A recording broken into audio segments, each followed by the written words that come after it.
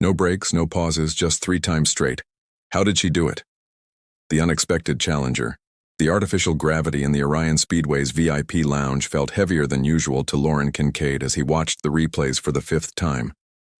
His jaw clenched tight enough to crack a walnut. "Play it again," he muttered, swirling amber liquid in a glass that cost more than most spectators earned in a month. His manager, Dax Riven, sighed dramatically. "You're torturing yourself, Lauren. It was bound to happen someday." The holographic display flickered to life again, showing a sleek, midnight blue mech with crimson accents slicing through the Cygnus ring, an orbital track of shifting asteroids and gravitational anomalies that had claimed the lives of 17 pilots in the last decade alone. 3 consecutive circuits, no pauses, no shield recharges, not even a microburst for cooldown, Lauren said, leaning forward as the mech executed a perfect spiral between 2 colliding asteroids that should have crushed it. "Who the hell is she?" Naya Zhen. 26 from Vesta 9, Dax replied, consulting his neural interface. "No previous professional racing record." "That's impossible. Nobody walks onto the Helios circuit and performs like that, especially not from a backwater mining colony." The footage showed Naya's final approach to the finish line, her mech somehow accelerating when any reasonable pilot would have been conserving energy after 2 brutal circuits. "The crowd's calling her the Phantom," Dax added. "Sponsors are already lining up." Lauren stood abruptly, straightening his custom-tailored flight suit emblazoned with the logos of a dozen premium brands. At 34, he'd been the face of mech racing for 8 consecutive seasons. His golden brown skin was tanned to perfection, from vacations on exclusive resort planets, his dark hair artfully styled to look carelessly windswept. Everything about him screamed champion, until today. "I want to meet her," he said. Naya Zhen stood alone in the maintenance bay, her hands working deftly inside the exposed circuitry of her mech's propulsion system. Unlike the professional teams, with their army of technicians, she performed her own repairs with the efficiency of someone who'd never had the luxury of assistance. "Your cooling system's operating at 143% efficiency," a voice called from behind her. "That shouldn't be possible with standard components." She didn't turn around immediately. Her violet eyes narrowed as she recognized the voice from countless broadcasts. When she finally faced him, her expression was carefully neutral. "Nothing about my components is standard, Kincaid." Lauren tried not to stare. Holographic images hadn't captured the intensity of her presence. She was tall and lithe, with deep, umber skin that contrasted with her short, silver-white hair. A thin scar traced from her left temple to her jaw, and her hands bore the calluses of someone who'd worked hard her entire life. 3 consecutive circuits is a death wish," he said, moving closer to examine her mech. "The G-forces alone should have. I built a custom inertial dampener," she interrupted, wiping her hands on a rag, "and modified the neural interface to distribute cognitive load during high-stress maneuvers." "That's innovative." "That's survival," she corrected. "When you learn to fly in the asteroid mines of Vesta 9, you either innovate or you die." Their eyes locked, and Lauren felt something unfamiliar. Respect mingled with fascination. "The championship qualifier is in 3 weeks," he said. "Everyone's expecting a showdown between us." A ghost of a smile touched her lips. "Is that why you're here? To size up the competition?" "I'm here because I've never seen anyone fly like you did today." He extended his hand. "And I want to know how." Naya hesitated before accepting his handshake. Her grip was firm, her skin warm against his. "Some secrets can't be explained, Kincaid. They have to be lived." She released his hand and turned back to her mech. "But if you really want to know, race me again. Just the 2 of us, no crowds, no sponsors." "What's the point?" he asked. She glanced over her shoulder, and this time her smile was genuine. "To answer the question everyone's asking. How did she do it?" As Lauren walked away, he couldn't shake the feeling that he'd just accepted a challenge that would change everything. Rivalry ignites. The private training facility on Europa Station hummed with anticipation as Lauren's custom platinum and blue mech powered up, its reactor core pulsing with energy that cost more than most pilots would earn in a lifetime. Across the simulated track, Naya's midnight blue vessel waited, deceptively simple compared to his technological marvel. Last chance to back out, Lauren's voice crackled through the comm system, his confidence masking the unease he'd felt since their first meeting. Funny, Naya replied, her voice steady. I was about to say the same to you.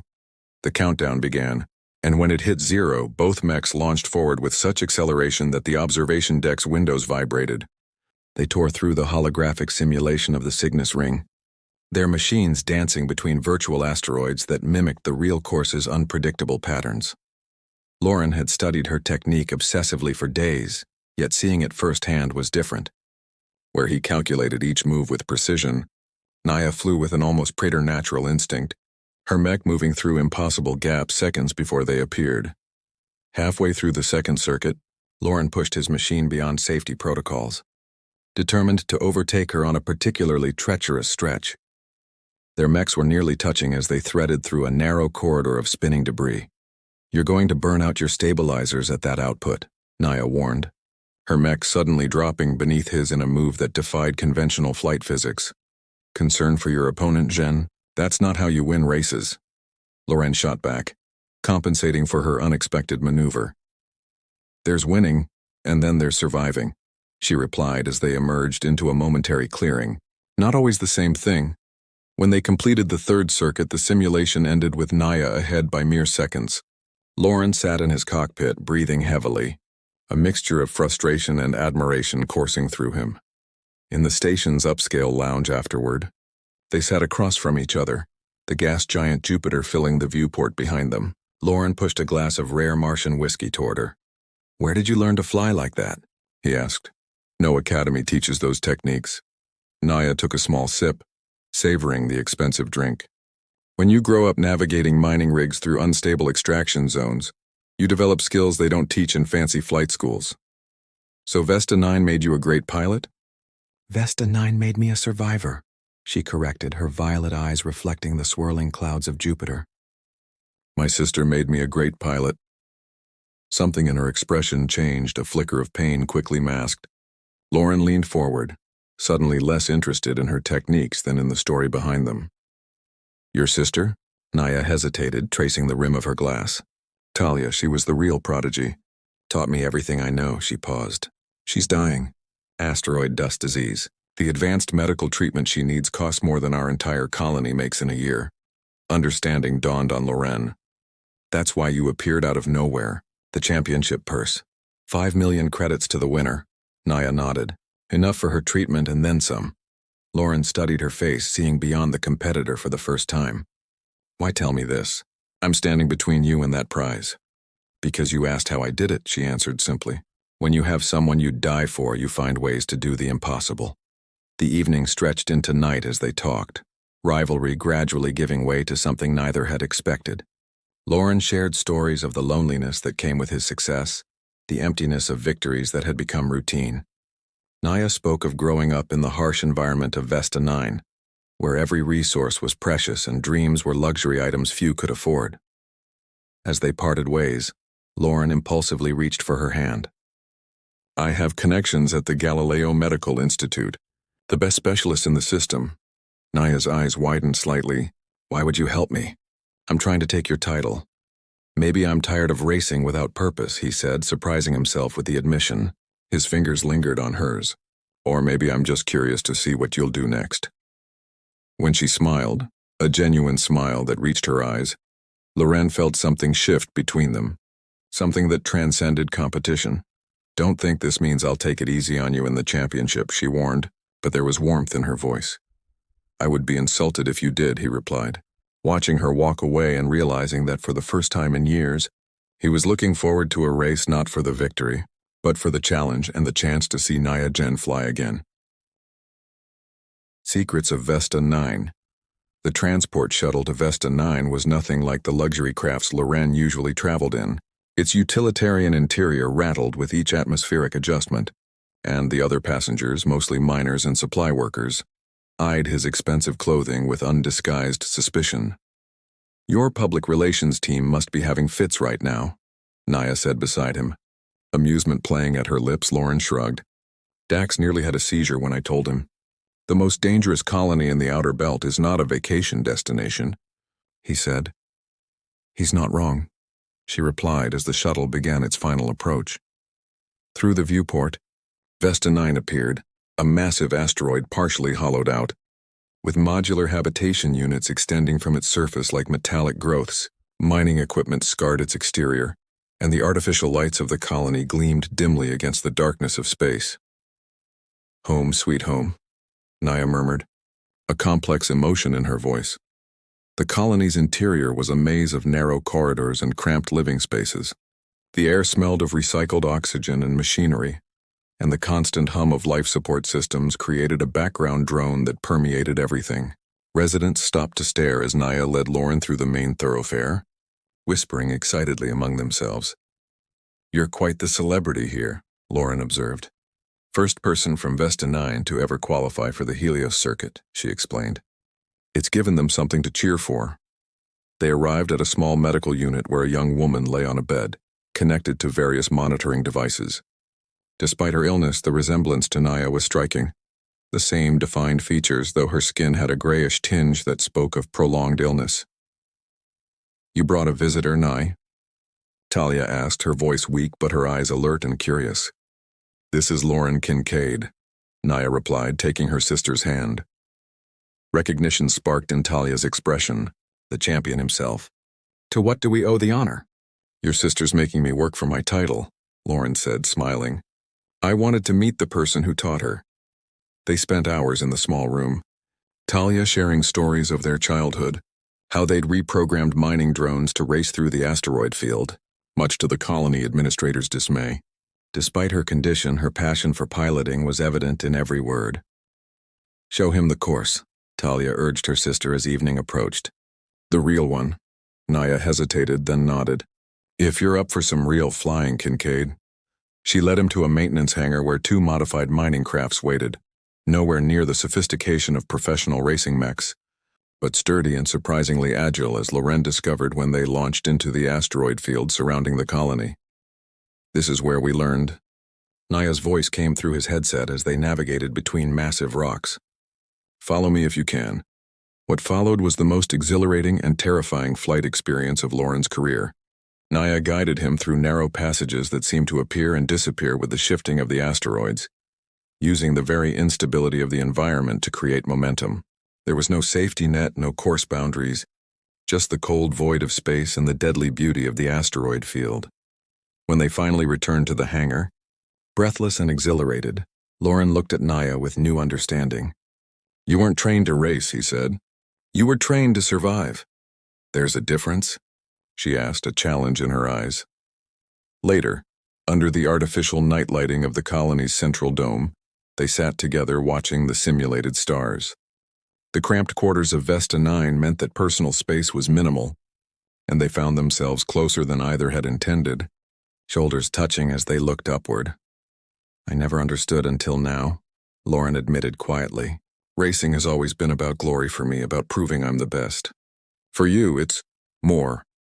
Naya turned to face him, close enough that he could see flecks of silver in her violet eyes.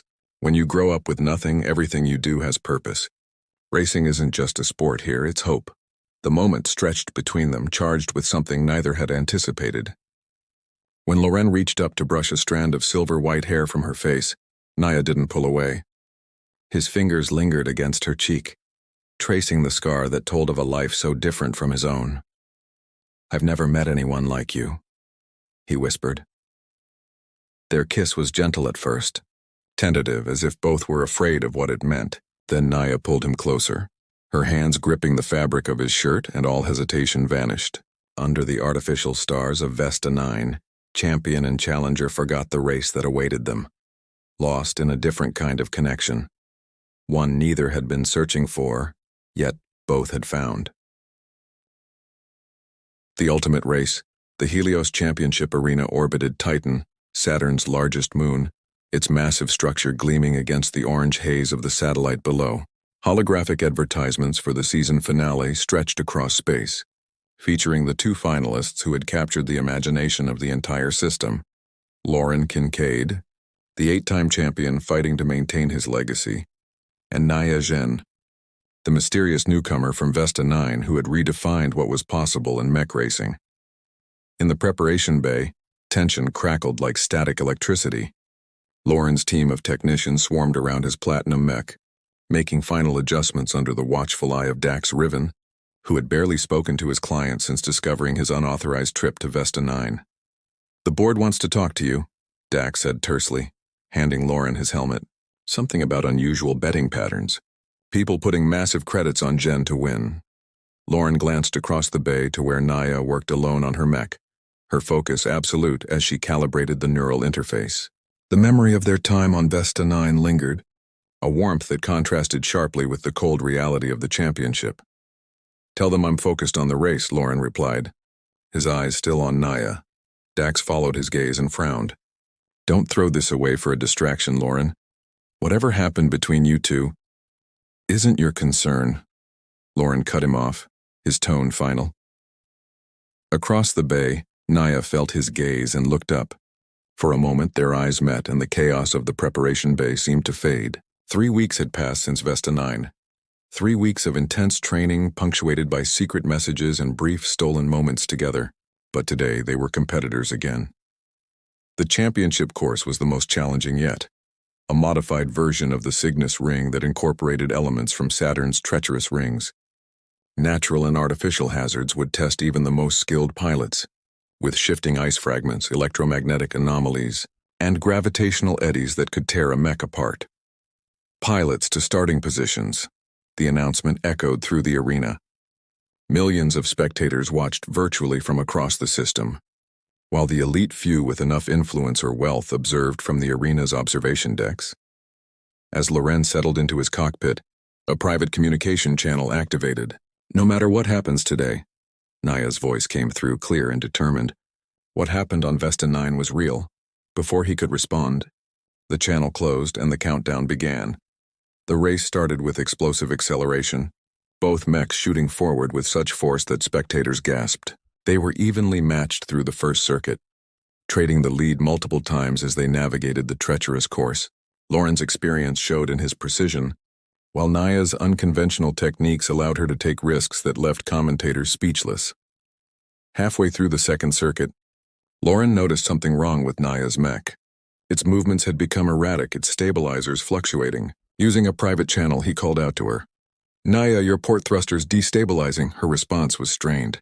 "Someone tampered with it. Fail-safes are compromised." Lauren's blood ran cold. At these speeds, a thruster failure could be fatal. "Withdraw.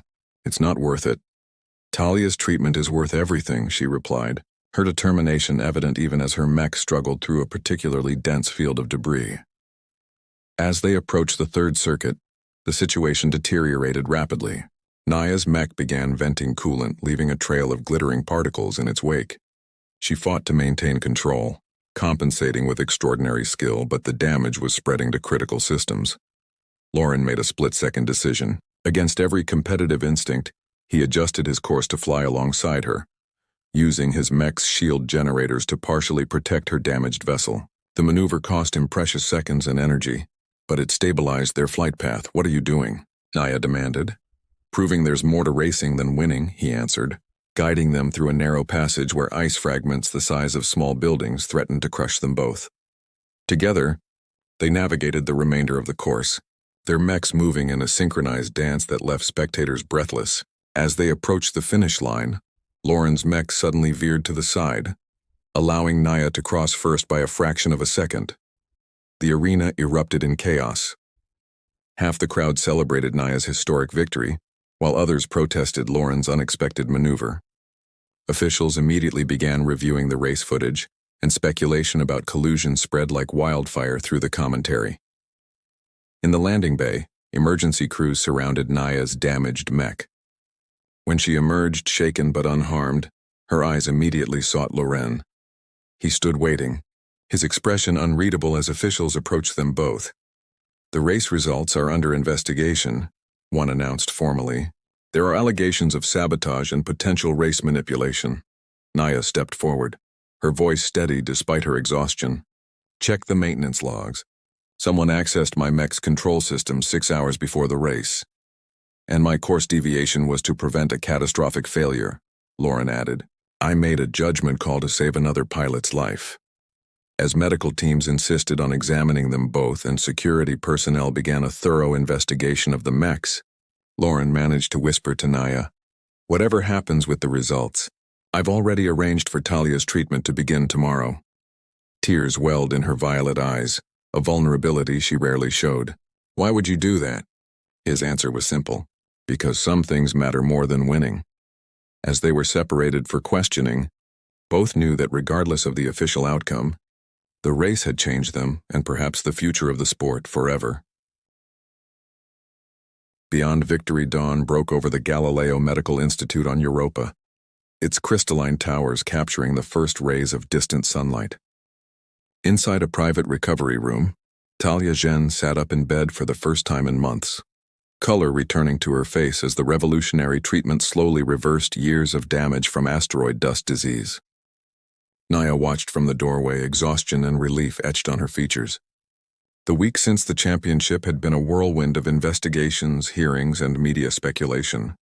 Through it all, she'd barely left her sister's side, witnessing the miracle she'd risked everything to achieve.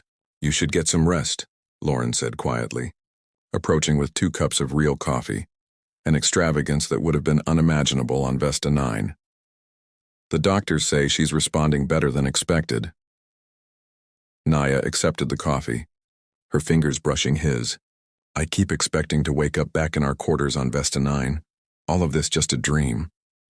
They moved to a viewing platform overlooking Europa's icy landscape, standing close in comfortable silence.